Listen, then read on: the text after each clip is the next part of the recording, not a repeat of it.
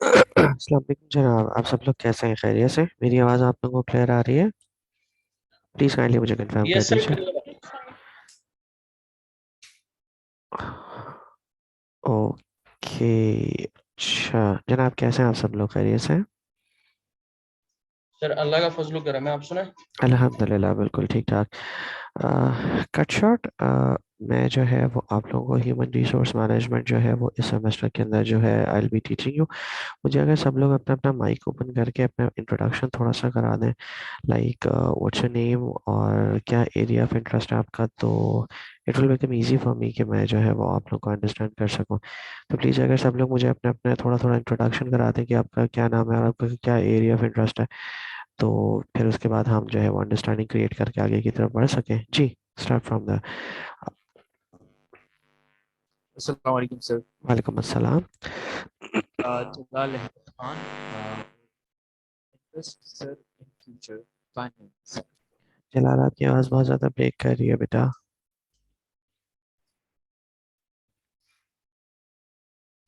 Hello जलाल, आपका mic mute है। Sir अभी आ रही जी जलाल, आप कुछ कह रहे थे? जी सर, मेरी आवाज़ आ रही है आपको? जलाल, आपकी आवाज़ बिल्कुल भी नहीं आ रही है। मुझे थोड़ा सा अपना अगर वॉल्यूम अगर इंक्रीज कर सके तो।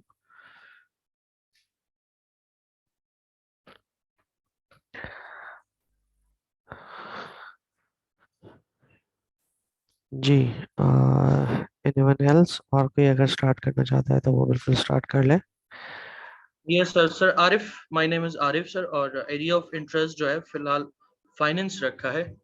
आप देखते हैं कि इसके अलावा अगर कोई और अच्छी हम्म, अपॉर्चुनिटीज मिलती है या अच्छा लर्निंग प्रोस्पेक्टिव हम्म, बनता है हम्म। then- ठीक है आरिफ, ठीक है, वेलकम अवार्ड। अच्छा अब्दुल वहाब, बेटा आप क्या करते हो और आपका क्या एरिया ऑफ इंटरेस्ट है?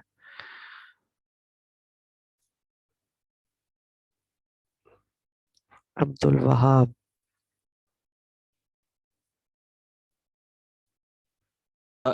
सर मैं जलाल बोल रहा हूँ। जी जलाल। अब मेरी आवाज़ ही आ रही है।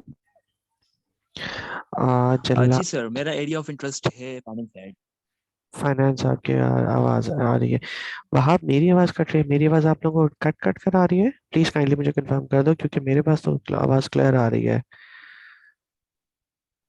जी, मेरी आवाज़ क्लियर है आप सब लोगों नहीं को? सर, आपकी आवाज़ बिल्कुल सही आ रही है। मेरी बिल्कुल ठीक है जी। अगर मुझे बाकी सब लोग भी बता दें तो। Yes sir. आकिफ क्लियर है? इरम। जी सर।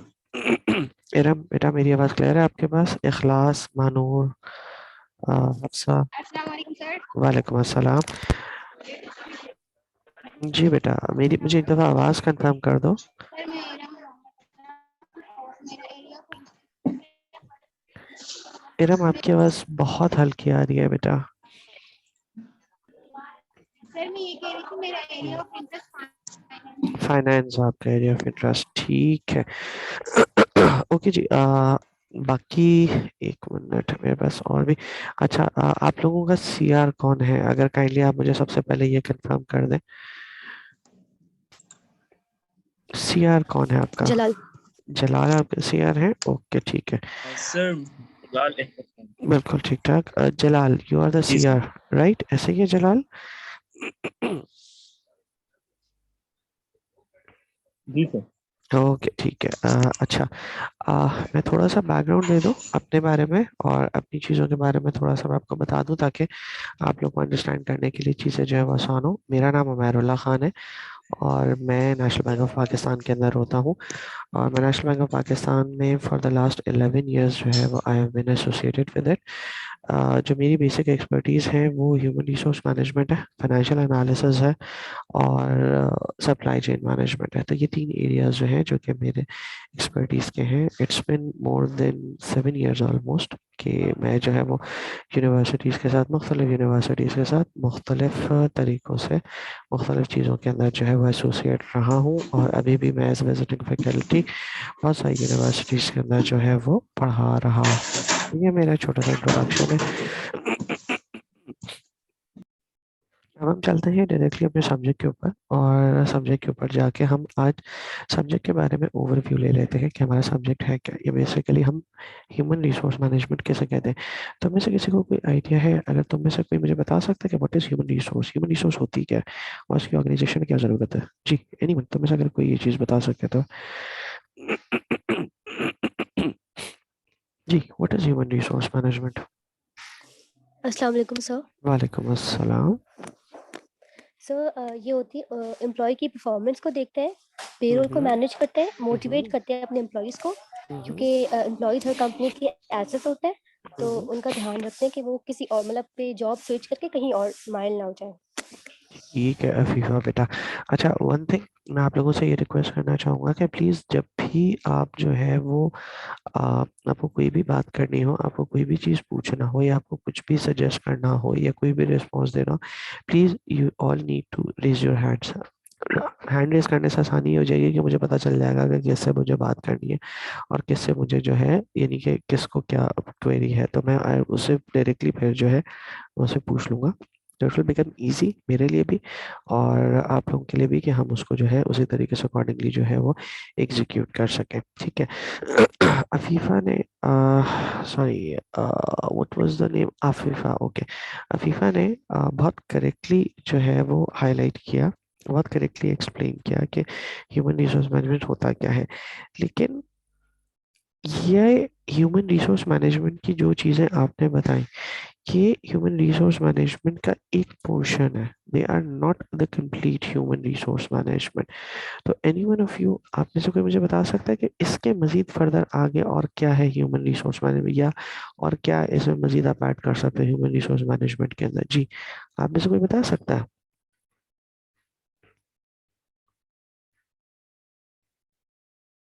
जी।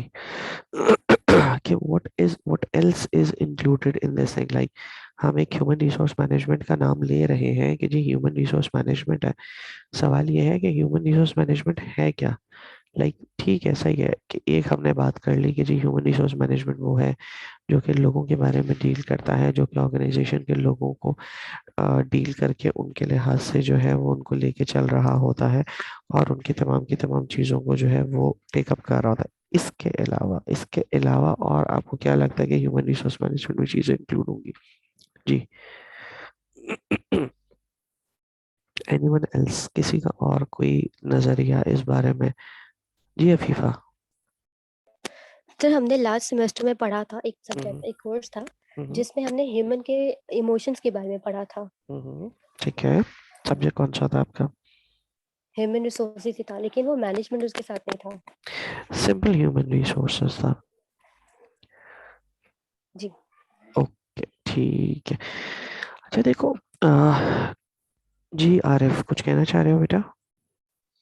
जी सर, आपके ही क्वेश्चन के हवाले से रिस्पांस देना था दो। अबाउट ह्यूमन रिसोर्स मैनेजमेंट के। हम्म। बेसिकली ह्यूमन रिसोर्स मैनेजमेंट जो है सर, फर्म्स में एक डिपार्टमेंट है जो कि अपने ही फर्म की एम्प्लॉयज को स्टार्ट से लेके मतलब अप लेवल से लेके डाउन लेवल तक के जितने भी एम्प्लॉयज होते हैं, उनकी, जैसे अफीफा ने मेंशन करवाया कि उनकी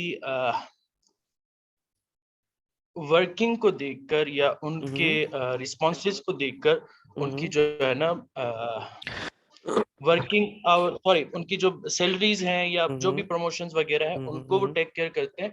but basically human resource management जो है वो स्टार्टिंग में ही फर्म के स्टार्ट से ही काम आती है। जैसे कि एम्प्लॉयज की सिलेक्शन करना, किस एम्प्लॉय को कहाँ पर रखना है, किस एम्प्लॉय को जॉब देनी है, किस एम्प्लॉय को जॉब नहीं देनी, किसका अपॉइंट करना है, किसको कहाँ बिठाना है, किसको रोटेट करना है। इसके अलावा जितनी भी सैलरीज की एक्टिविटीज हैं या पेंशन्स हैं, इन सबको भी ह्यूमन रिसोर्स डिपार्टमेंट ही देखता है और हैंडल करता है बेसिकली, क्योंकि उसी का ही काम होता है एक फर्म में। ठीक है। और इसके अलावा फर्म की जो है एक्सटेंशंस के हवाले से भी आई थिंक ह्यूमन रिसोर्स का तो कोई एक्ट नहीं होता बीच में, बट फिर भी वो सजेशंस भी आई थिंक देते हैं इसमें, अगर हो इफ नेसेसरी। ठीक है। आरिफ, बहुत एलाबोरेटली तुमने जो है वो चीज़ों को बताया, विच इज़ वेरी राइट, और बहुत सारी चीज़ें जो है वो तुमने सही भी आइडेंटिफाई की। बहुत सारी चीज़ों में मज़ीद फर्दर आगे उसको एलाबोरेट करने की ज़रूरत है। ओके जी, एनीवन एल्स, और किसी का कोई सवाल, और किसी की कोई फीडबैक इसके बारे में कि ह्यूमन रिसोर्स मैनेजमेंट क्या है? जी, एनीवन एल्स? सर ये ह्यूमन रिसोर्सेज मैनेजमेंट जो है वो एक प्रोसेस है जिसमें हम जो है एम्प्लॉयज को ट्रेनिंग दे सकते हैं, अप्रेजिंग उनकी होती है। इसके अलावा ये सिर्फ हायर और टर्मिनेट करने का वो नहीं है, ये पूरा एक लॉन्ग प्रोसेस है जिसमें एक्वायरिंग होती है, जो एम्प्लॉयज की ट्रेनिंग होती है, अप्रेजिंग, इसके अलावा जो एम्प्लॉयज की सेफ्टी, हेल्थ, फेयरनेस कंसर्न्स, ये सब इसमें होते हैं सर। ओके, चलो ठीक है, ठीक है। तुम सब लोगों ने, तुम में से किसी ने गलत जवाब नहीं दिया है। आई एम ग्लैड कि तुम सब लोगों को ह्यूमन रिसोर्स के बारे में चीज़ों की नॉलेज है, या ह्यूमन रिसोर्स के बारे में बेसिक नो हाउ है। बट तुम्हें एक स्टेप और मजीद आगे लेके चलते हैं, और एक स्टेप और मजीद आगे लेके ह्यूमन रिसोर्स मैनेजमेंट के बारे में एक्सप्लेन करते हैं कि ह्यूमन रिसोर्स मैनेजमेंट है क्या। You are all right at your part कि ह्यूमन रिसोर्स मैनेजमेंट जो है वो हमारे पास जो है वो हायर भी करता है। ह्यूमन रिसोर्स मैनेजमेंट जो हमारे पास है वो एम्प्लॉयज़ को जो है वो रिटेन भी करता है, सेलेक्ट भी करता है, ऑन बोर्ड भी करता है, ट्रेनिंग भी देता है, डेवलपमेंट भी देता है, उसके पेंशन के मैटर एंड सर्विस बेनिफिट्स हम जैसे कहते हैं, पेंशन वगैरह के मैटर्स को भी देख रहा होता है। बट मेरा पहला और बड़ा बेसिक सवाल जो कि हम मोस्ट ऑफ द टाइम्स, हम मैक्सिमम जो है वो अपने ऑर्गेनाइजेशंस के अंदर या अपनी सर्कल के अंदर जो है वो पूछते हैं, और हमारा फर्स्ट एंड फॉरमोस्ट हमारा सबसे बेसिक सवाल जो है वो ये है कि नॉर्मली ये कहा जाता है कि organisations are made by the people for the people. इस स्टेटमेंट का मतलब समझ में आता है आपको? मैं रिपीट कर रहा हूँ, organisations are made by the people for the people. समझ आता है इस स्टेटमेंट का मतलब, या ये स्टेटमेंट क्या मतलब बनाती होगी? कोई आइडिया, कोई चीज जहन में आ रही है, कुछ समझ में आ रहा है कि क्या मतलब होगा इसका? जी, जी सर, इसका मतलब तो यही बनता है कि ऑर्गेनाइजेशंस, लोग मिलकर एक ऑर्गेनाइजेशन बनाते हैं बिल्कुल और ठीक है। लोगों के लिए ही ऑर्गेनाइजेशन बनाते हैं। अच्छा, अब मुझे, बिल्कुल ठीक है, बिल्कुल ठीक है, तर्जुमा बिल्कुल ठीक किया। अब मुझे बात बताओ, एक ऑर्गेनाइजेशन में दुनिया की बेहतरीन क्लास की मशीनरीज मौजूद है, मतलब वर्ल्ड क्लास मशीनरीज उस ऑर्गेनाइजेशन के अंदर मौजूद है, लेकिन उस ऑर्गेनाइजेशन में मशीनरी तो मौजूद है, ऑपरेट करने वाला कोई मौजूद नहीं है। Will that organisation survive? क्या वो ऑर्गेनाइजेशन सर्वाइव कर सकेगी? हाँ या नहीं? No sir. नहीं, क्यों? क्यों नहीं? भाई नहीं। दुनिया तो, आजकल तो दुनिया नो सर। टेक्नोलॉजी, देखो, आजकल तो दुनिया टेक्नोलॉजी की है। आजकल तो सब ये बात कहते हैं कि जिस ऑर्गेनाइजेशन के पास बेहतरीन टेक्नोलॉजी है, वो ऑर्गेनाइजेशन सबसे ज्यादा फ्लरिश करेगी, वो ऑर्गेनाइजेशन सबसे ज्यादा प्रोग्रेस करेगी, वो ऑर्गेनाइजेशन सबसे ज्यादा मूव करेगी। Just hold on a but second, sir just 1 minute, I'll be back, just 1 minute, लेकिन ठीक सर just one यहाँ minute, पर hold on, just 1 minute, I'll be back.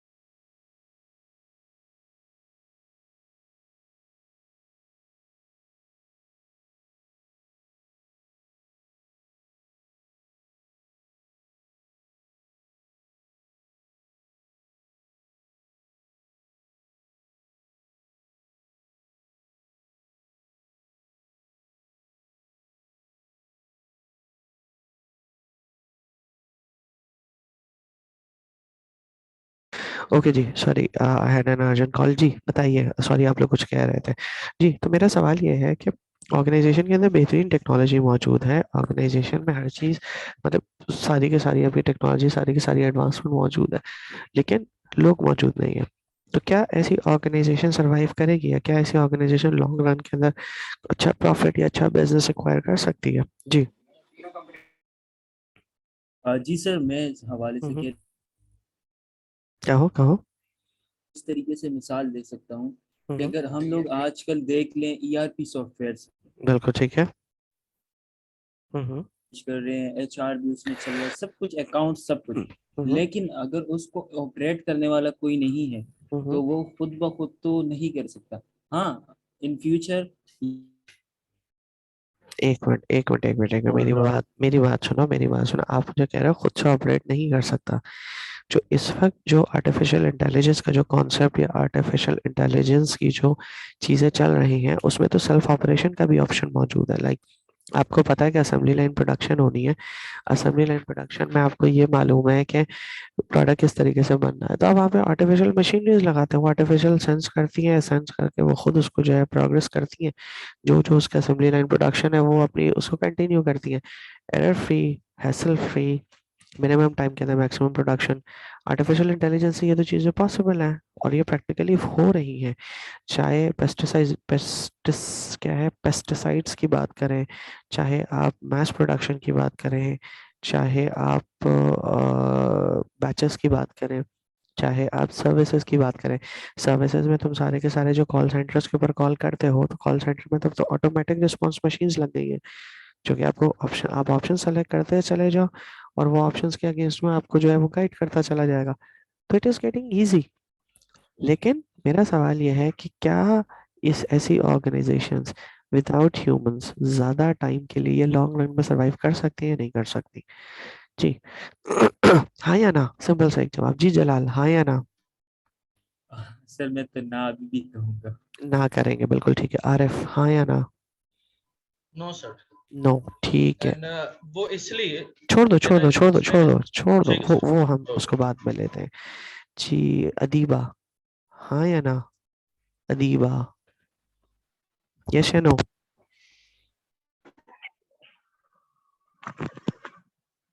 Adiba, आपकी आवाज नहीं आ रही है बेटा। नो सर, बगैर ह्यूमंस के ज्यादा टाइम तो नहीं चलेगी। बिल्कुल मतलब ठीक है, सही। चलाने के लिए भी ठीक है, बिल्कुल ठीक है। तो प्रिंसिपली आप सारे के सारे लोग इस बात के ऊपर अग्री करते हैं कि भले से कितनी अच्छी ही मशीनरी क्यों ना हो, भले से कितनी अच्छी ही टेक्नोलॉजी क्यों ना हो, organization cannot survive with human resources, and this is what is the factual reality of this world is।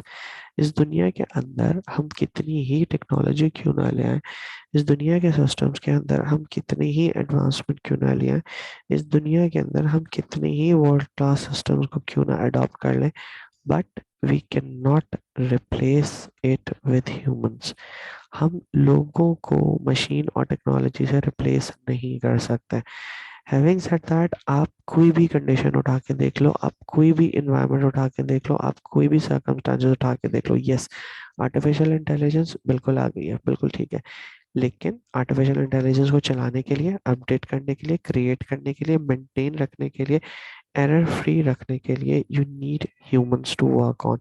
इसी तरीके से हम अगर बात करते हैं सिस्टम्स की, तो हर सिस्टम को ऑपरेट करने के लिए, सिस्टम के अंदर चीज़ों को इनकॉर्पोरेट करने के लिए, सिस्टम को गाइड करने के लिए, सिस्टम को डेवलप करने के लिए, सिस्टम को स्टार्ट करने के लिए, सिस्टम को ऑफ करने के लिए, सारी के सारी चीज़ें जो है उसके लिए आपको एक ना एक human, at least one, maximum more than that, जो है यू आर रिक्वायर्ड। तो हम यूनानिमसली इस बात के ऊपर अग्री करते हैं कि नो मैटर कितनी ही एडवांस टेक्नोलॉजी क्यों ना हो, नो मैटर कितना ही इनकरेजिंग एनवायरनमेंट क्यों ना हो, नो मैटर कितना ही स्ट्रॉन्ग वर्सेटाइल बिजनेस क्यों ना हो, नो मैटर कितना ही नो मैटर कितना ही सॉलिड या कितनी ही एडवांस टेक्नोलॉजी क्यों ना हो, we require human resource management for that part. हमें human resource management one way और अनदर, हमें ह्यूमन रिसोर्स मैनेजमेंट रिक्वायर्ड होती है, और बगैर ह्यूमन रिसोर्स के हम लोग काम नहीं कर सकते। अब सवाल यहाँ पर आके ये खड़ा होता है कि अगर ये सारी की सारी चीजें अपनी जगह पर फैक्चुअल हैं, तो what is meant by human resource management? Human resource management का सबसे आसान लफ्जों के अंदर, या सबसे बिल्कुल लेमैन के लैंग्वेज में हम ह्यूमन रिसोर्स मैनेजमेंट अगर समझाते हैं, तो हम ये कहते हैं कि human resource management is that part of the management which primarily deals with the well-being, with the well-off, with the development of the humans. ये बड़ा सिंपल सा हमारे पास एक एलिमेंट है जैसे हम ह्यूमन रिसोर्स मैनेजमेंट को डिफाइन करते हैं, कि ह्यूमन रिसोर्स मैनेजमेंट से मुराद वो तमाम के तमाम सिस्टम्स, वो तमाम के तमाम प्रोसीजर्स, वो तमाम के तमाम एक्टिविटीज जो कि प्राइमरली और कंसोलिडेटेडली फोकस कर रही होती हैं towards development of the human resource of the organisation. It makes up the human resource management. ठीक है, अब यहाँ से आगे मजीद फर्दर आगे सवाल खड़े होते हैं, और सवाल ये खड़ा होता है कि हम ह्यूमन रिसोर्स मैनेजमेंट अगर हमारे लिए इतनी इम्पोर्टेंट है, तो वाई हम इस सब्जेक्ट को इतना ज़्यादा फोकस नहीं करते, या क्यों हम इन सब्जेक्ट्स को जो है वो इतना ज़्यादा, इस सब्जेक्ट को इतना ज़्यादा ओपनली नहीं लेके चलते? रीज़न बीइंग कि इनिशियली जब हम बात करते हैं तो ह्यूमन रिसोर्स मैनेजमेंट अभी भी पाकिस्तान के अंदर या हमारे कंट्रीज के अंदर या थर्ड वर्ल्ड कंट्रीज में still it is in the phase of development. ये अभी भी डेवलपमेंट के फेज के ऊपर है। लेकिन अगर आप वेस्ट साइड कंट्रीज की बात करते हैं, तो वेस्ट साइड कंट्रीज है develop the system so advance कि उन्होंने ऑर्गेनाइजेशन के अंदर इस सिस्टम को लिया, इस सिस्टम को लेके डेवलप किया, डेवलप करने के बाद इस सिस्टम को ऑर्गेनाइजेशन के अंदर से सिस्टम को प्रोग्रेस कराया, और प्रोग्रेस कराने के बाद अब they are on that level of expertise कि उन्होंने इस सिस्टम को पूरा के पूरा आउटसोर्स कर दिया। आउटसोर्स करने का मतलब ये है कि ये सिस्टम पूरा के पूरा जो है वो अब दूसरी ऑर्गेनाइजेशंस को या दूसरे फंक्शंस को जो है वो इन्होंने भेज दिया। Like they have gone that much expert within that. You will be surprised to hear कि ऑर्गेनाइजेशन मैनेजमेंट जो है हमारे पास, या ह्यूमन रिसोर्स मैनेजमेंट जो है, इसका हर एक फंक्शन हमारे पास एक सेपरेट इंडिपेंडेंट बिजनेस बन चुका है। सेपरेट इंडिपेंडेंट बिजनेस का मतलब ये है कि पीपल आर एक्चुअली, जो कि एचआर के अंदर एक्सपर्ट्स हैं, they are providing the said service to multinational organisations. अगर मैं रफली अगर तुम लोगों को बताऊं तो ये कह सकते हैं कि जिस तरीके से हमारे पास जो है वो ऑर्गेनाइजेशन के अंदर सपोजिटली अगर रिक्रूटमेंट सिलेक्शन की बात करें, तो रिक्रूटमेंट एंड सिलेक्शन हमारे पास पूरा के पूरा एक ऐसा सिस्टम है जो हमारे पास हर ऑर्गेनाइजेशन के अंदर मौजूद होता है। बट इसके अलावा इस पूरे के पूरे सिस्टम के अंदर, पूरे के पूरे सिस्टम को जब हम ऑर्गेनाइजेशंस के अंदर या डेवलप कंट्रीज के अंदर देखते हैं, तो देयर आर कंपनीज जो कि बाकायदा लोगों को ये सर्विसेज प्रोवाइड कर रही है। सिमिलरली अगर हम इसे आगे बात करें तो एचआर के अंदर अगर हम रिक्रूटमेंट की बात करें तो रिक्रूटमेंट पूरा के पूरा आउटसोर्स है। ट्रेनिंग एंड डेवलपमेंट की बात करें, ट्रेनिंग एंड डेवलपमेंट पूरा के पूरा आउटसोर्स है। अगर हम ट्रेनिंग एंड डेवलपमेंट का परफॉर्मेंस वैल्यूएशन की बात करें तो परफॉर्मेंस वैल्यूएशन का मैकेनिज्म आउटसोर्स है। अगर परफॉर्मेंस वैल्यूएशन और प्रमोशन की बात करें तो प्रमोशन का सिस्टम आउटसोर्स है। एंड सर्विस बेनिफिट्स की बात करें तो एंड सर्विस बेनिफिट्स आउटसोर्स है। अब एंड सर्विस बेनिफिट्स किस तरीके से आउटसोर्स है? आपकी जो तमाम की तमाम जो कंपनीज है, जो इंश्योरेंस कंपनीज है, जो कि आपको हेल्थ इंश्योरेंस देती है, जो कि आपको मेडिकल इंश्योरेंस देती है, जो कि आपको एजुकेशनल इंश्योरेंसेस दे रही होती है, ये क्या है? ये तमाम के तमाम सर्विसेज है जो कि एचआर की सर्विसेज है। और हैविंग सेड दैट, एचआर की सर्विसेज होने के साथ साथ ये वो सर्विसेज है जो कि इजीली आपको तमाम के तमाम जो एम्प्लॉयज होते हैं उनको प्रोवाइड कर रही होती है कंपनी, और कंपनी इन तमाम के तमाम चीज़ों को इंडिपेंडेंटली परफॉर्म कर रही होती है, और उस कंपनी को सर्विसेज प्रोवाइड कर रही होती है, और सर्विस प्रोवाइड करने के बाद वो पर्टिकुलर जो है अपना प्रॉफिट या अपनी इनकम को अर्न कर रही होती है। सो बताने का मकसद ये है कि इस वक्त करंट सिचुएशन के अंदर, करंट सर्कमस्टांसेस के अंदर, करंट एरा के अंदर ह्यूमन रिसोर्स मैनेजमेंट जो है उसका हर एक फंक्शन एक फुल फ्लेजेड बिजनेस है, एक फुल फ्लेजेड एक्सपर्ट एरिया है, जो कि एक इंडिविजुअल फंक्शन को प्रॉपर कंट्रीब्यूट कर रहा होता है किसी भी फर्म के प्रॉफिट के अंदर।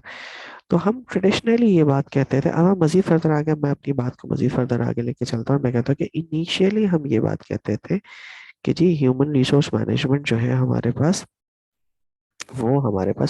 टोटली या प्राइमरीली जो है वो डील कर रहा होता है ह्यूमन रिसोर्सेज के अंदर।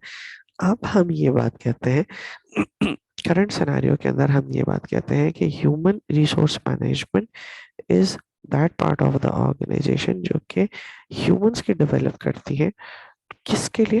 To create contribution in the development या इन द मैक्सिमाइजिंग या in the profitability of the organisation. ठीक है, मतलब हम पहले ये बात कहते थे कि जी हमारे पास जो है वो सिर्फ हम लोगों की मैनेजमेंट करते हैं। अब ये बात कही जाती है कि जी लोगों की मैनेजमेंट तो है ही है, बिल्कुल है, but in addition to that उसके साथ साथ आपके पास जो है वो हम अब लोगों को जो है वो मजीद फर्दर आगे इतना डेवलप करते हैं या लोगों को इतना ज़्यादा इनकरेज करते हैं, लोगों को इतना ज़्यादा लेके चल रहे होते हैं कि अब हम जो है वो लोगों को डेवलप करते हैं so that they may contribute towards the profitability of the organisation. अब सवाल यहाँ पे येट अगेन एक डिस्कशन हम इस चीज़ के ऊपर भी कर सकते हैं कि जी हमारे पास सवाल ये है कि प्रॉफिटेबिलिटी किस तरीके से इम्पैक्ट हो सकती है। प्रॉफिटेबिलिटी इस तरीके से इम्पैक्ट हो सकती है कि जब आपके पास एचआर का हर एक फंक्शन एक इंडिविजुअल बिजनेस के तौर पे क्रिएट हो रहा है, तो इसका मतलब ये है कि हर एक फंक्शन की इतनी सिग्निफिकेंस है कि वो आपके प्रॉफिट और लॉस को हिट करती है। लाइक तुम सब लोगों को अकाउंट्स में इंटरेस्ट है, तो तुम सब लोग मुझे आराम से ये सवाल का जवाब दे सकते हो कि एक ऑर्गेनाइजेशन प्रॉफिट कब करती है। एनीवन, मतलब अगर कोई तुम्हें मुझे बता सके कि एक ऑर्गेनाइजेशन को हम कब कहते हैं कि ऑर्गेनाइजेशन प्रॉफिट कर रही है। जी, जब रेवेन्यू इंक्रीज होती है और एक्सपेंसेस कम होते हैं। दैट मीन्स जब आपके रेवेन्यू आपके एक्सपेंसेस के मुकाबले में ज्यादा होते हैं। ठीक है, फिर तो तुम लोग ये बात भी जानते होगे, इस बात से भी अग्री करते होगे कि एक्सपेंसेस में जो सबसे ज्यादा जो एक्सपेंसेस का पार्ट है वो पार्ट होता है आपके सैलरीज का। सैलरी एक्सपेंस सबसे ज्यादा किसी भी ऑर्गेनाइजेशन के अंदर हाईएस्ट पार्ट होता है एक्सपेंसेस का। Right, do you agree with me on that? Yes sir. ठीक है, तो इसका मतलब ये है कि अगर मैं सैलरी और बेनिफिट एक्सपेंस, अगर इन दो एक्सपेंस के ऊपर स्ट्रांगली चेक्स रखता हूं तो मेरी ऑर्गेनाइजेशन की प्रॉफिटेबिलिटी इंक्रीज हो जाएगी। राइट या रॉन्ग? मतलब इस बात को अग्री करते हो या नहीं करते? Yes sir. Yes sir. बिल्कुल ठीक है। अब मजीद फर्दर आगे इसे एक स्टेप और आगे की बात करते हैं। मैंने अपनी ऑर्गेनाइजेशन के अंदर, मतलब मेरी जो अपनी ऑर्गेनाइजेशन है, मैंने उसके अंदर जो है वो एक्सटर्नल हायरिंग की जगह इंटरनली मैंने अपने लोगों को डेवलप किया। ठीक है, इंटरनली डेवलप करके मैंने लोगों को जो है वो सपोजिटली, अगर पहले मेरी ऑर्गेनाइजेशन के अंदर एक काम 20 लोग करते थे, अब मैंने अपने ऑर्गेनाइजेशन के लोगों को डेवलप करके उन 20 लोगों से मजीद मल्टीपल काम, लाइक मिसाल के तौर पे 20 लोग जो है वो पहले 20 काम कर रहे थे, अब 20 लोगों से मैंने 60 लोगों का काम लेना शुरू कर दिया। तो तुम लोग अब मुझे बताओ कि is it beneficial for the organisation और नॉट, और फाइनेंशियली ये किस तरीके से बेनिफिशियल होगा? जी सर बेनिफिशियल है। ठीक है, एक किस तो ये तरीके से? कि जो सैलरीज, ये सर सैलरीज जो हम उन 60 बंदों को देंगे वो हमें देने की नीड ही नहीं होगी, बिल्कुल क्योंकि ठीक है, हम 20 को दे रहे होते हैं बिल्कुल सैलरी। ठीक है। और मतलब जो हम यहीं रुको, 40% जो 40 है, एक ये मिनट सर यहीं रुको।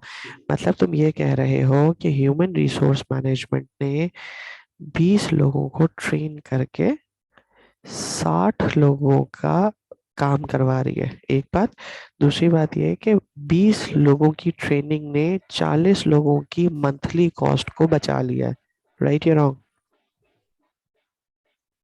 यस राइट या सर रॉन्ग? ठीक है, ऑलमोस्ट। ठीक है। अब मुझे और मजीद फर्दर आगे बताओ जो तुम कह रहे हो। जी वो ये, यस सर, कि जो 40% जैसे मैंने आपको कहा कि 60 में से अगर 20 से हम काम निकलवा रहे हैं 60% का, तो वो जो 40% है उनकी पर मंथ, या चलें अगर हम 3 मंथ्स का भी एस्टिमेट कर लें कि जो ह्यूमन डेवलपमेंट 20% की हुई है और उन पे जो है इन्वेस्टमेंट कंपनी की 3 मंथ्स की जो सैलरी है 40% की वो इन्वेस्ट हुई है, बिल्कुल बट ठीक है। उसके बाद भी जो है कंपनी को आउटकम जो है उससे ज्यादा मिलेगा, क्योंकि कंपनी ने उनसे आगे काम लेना है पूरा ईयरली बेसिस पर, और मे बी वो 2-3 इयर्स तक जो है वो उनसे काम लेते रहे। तो यहाँ कंपनी को बेनिफिट ये भी हो रहा है एक। दूसरा ये होगा कि कंपनी ने जो एक्स्ट्रा 40% रखने थे उनको जो ह्यूमन रिसोर्स के बेस पर जो एक्स्ट्रा करिकुलम बेनिफिट्स देने थे, बिल्कुल वो भी बिल्कुल। उनके लिए बेहतर हो गया कि उनको वो देंगे नहीं, वो जस्ट 20% को देंगे, यस। एक्स्ट्रा 40 को नहीं दे देखो, पाएंगे। इन शॉर्ट अगर मैं तुम्हारी पूरी बात को सम अप करता हूँ तो मैं ये कह सकता हूँ कि अगर मैं 20 लोगों को प्रॉपरली ट्रेन करता हूँ, अगर मैं 20 लोगों को प्रॉपरली नरिश करता हूँ, अगर मैं 20 लोगों को प्रॉपर इक्विपमेंट के साथ इक्विप करता हूँ, तो I will be in a position कि मैं 20 लोगों से 60 लोगों का काम बहुत आराम से ले सकता हूँ। और वो 60 लोगों का काम जो है वो किसी भी तरीके से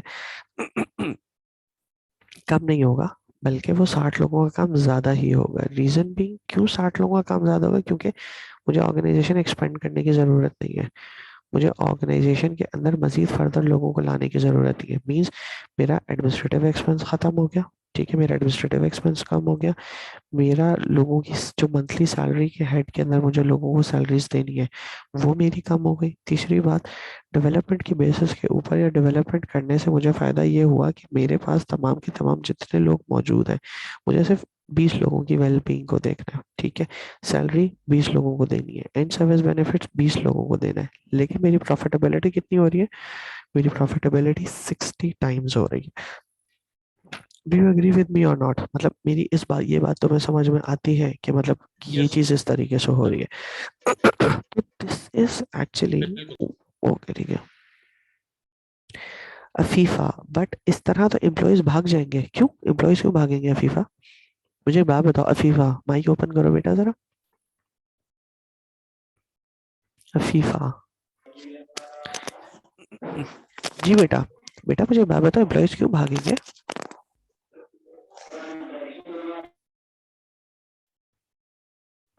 सर अगर उनसे हम ज्यादा काम लेंगे, क्योंकि लोग कम है लेकिन काम ज्यादा डबल है, तो इसलिए हो सकता है कि वो भाग जाए। नहीं, देखो मेरी बात सुनो, अब तुम ही मुझे एक सवाल का जवाब दो। मैंने तुम्हें एक पोजीशन के लिए हायर किया, ठीक है, मैंने तुम्हें इनिशियली कहा कि फीफा मैं आपको 20,000 रुपीज की सैलरी के ऊपर हायर कर रहा हूँ, ठीक है, फिर मैंने आपकी जॉब इनलार्ज की। इनलार्ज करने का मतलब ये, मैं आपकी जॉब में मजीद ज्यादा फंक्शंस मैंने डाले, और मैंने ये कहा कि अफीफा अब मैं आपकी सैलरी 20,000 से बढ़ा के 50,000 कर रहा हूँ, ठीक है, सिर्फ सैलरी ना, सिर्फ मैं आपकी सैलरी 15,000 कर रहा हूँ, बल्कि मैं आपको बेनिफिट्स और मजीद भी दे रहा हूँ। Now you have to work on multiple fields. अब आप मुझे बताओ, will you work on it और नॉट? मैंने तुम्हारी सैलरी ऑलमोस्ट 110 यस, टाइम्स बढ़ा दी। जी, तो आप काम करेंगी मेरे साथ या नहीं करेंगी? फिर तो मैं जरूर करूंगी, यस, करूंगी। ये वो कॉन्सेप्ट है जो कि एचआर वाले कर रहे होते हैं, ठीक है। अब मेरा, अब यहाँ पे एक चीज अंडरस्टैंड करने की जरूरत है कि अगर एक एम्प्लॉय को 20,000 रुपए की सैलरी दी जा रही है और उसकी सैलरी को इंक्रीज करके 50,000 रुपीज कर दिया जा रहा है, तब भी ये सैलरी आपके 2 एम्प्लॉयज की सैलरी से कम है। अगर मैं 2 एम्प्लॉयज को सैलरी दूंगा तो 2 एम्प्लॉयज को सैलरी दूंगा मैं 40,000 रुपीज, मतलब अगर 20,000 रुपीज पे सैलरी दे रहा हूँ, 40,000 रुपीज ये सैलरी हो गई। फिर 2 बंदों के बैठने की जगह, 2 बंदों का बिजली का बिल, 2 बंदों का टेलीफोन का बिल, 2 बंदों का कंप्यूटर का बिल, 2 बंदों के लैपटॉप्स का बिल, 2 बंदों की चाय का बिल, 2 बंदों के खाने का बिल, अगर मैं वो सब चीजें मिलाता हूँ तो मुझे एक बंदा ऑलमोस्ट 60 से 80,000 रुपीज का पड़ता है। और अगर मैं 2 बंदों के 80,000 रुपीज सपोजिटली प्लस करता हूँ तो मुझे पड़ते हैं 1,60,000 रुपीज के 2 एम्प्लॉयज। अब मुझे बताओ, कंपनी के लिए 1,60,000 का अमाउंट ज्यादा है या 50,000 का अमाउंट ज्यादा है? जी बेटा, कौन सा अमाउंट ज्यादा है? सर आपकी आवाज बीच में कट रही थी। ओके, अब मेरी आवाज ठीक है। मैं ये कह रहा हूँ कि देखिए जी आपने ठीक है। एम्प्लॉयज को, इस 2 एम्प्लॉयज है, ठीक है, एक एम्प्लॉय को आप 20,000 सैलरी दे रहे हैं, दूसरे एम्प्लॉय को भी आप 20,000 सैलरी दे रहे हैं। उनका सेटिंग अरेंजमेंट, उनकी चाय, उनका प्रिंटर का एक्सपेंस, उनका बिजली का एक्सपेंस, उनका सेटिंग एक्सपेंस, उनका एडमिनिस्ट्रेटिव एक्सपेंस, उनके बेनिफिट्स, अगर मैं ये सब चीज़ें मिलाऊं तो मुझे एक एम्प्लॉय जो कि 20,000 की सैलरी ले रहा है वो मुझे पड़ता है 60,000 रुपीज़ का, ठीक है।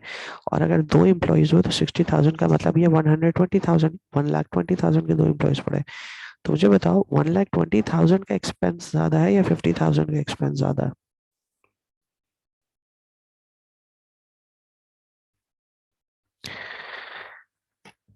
अब ठीक है, अब मेरी आवाज आ रही है? पहला वाला, दूसरा वाला।